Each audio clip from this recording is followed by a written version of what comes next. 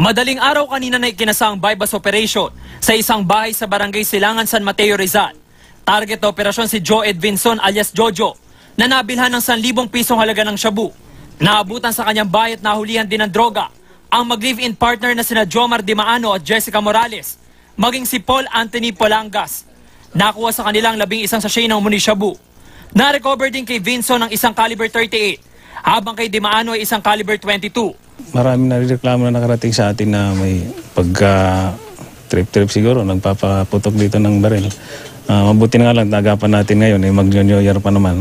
Ayon pa sa pulisya, matagal na nilang target si Vinson dahil sa pagtutulak nito ng shabu.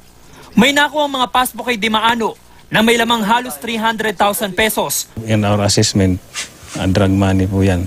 Kung inyong mamarapatin, itong pamilya po kasi ng Jomar, parang ano na yan family business na yun, yung pagbebenta ng shabu. Matagal na po yan, nakapagbenta po kami ng lupa, yung bahay ko dyan sa Purok 1, 3rd floor, nabenta ko po ng 200,000 yan. Aminado si Vinson na ilang buwan na siya nagtutulak ng shabu. Opo, sir. Bakit po kayo nagbebenta? Doon sa walang trabaho.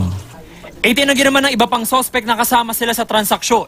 Napadaan lang po ako, tapos talok ng shot. Kasi dati kong katrabaho yung sa likod ng tindahan. Bago sana pumunta dun sa driver. Yun, nagkauli yan. Hindi ko malam na ganito.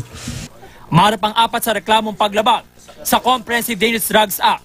May karagdagang reklamo naman sina Vinson at Dimaano na illegal possession of firearms.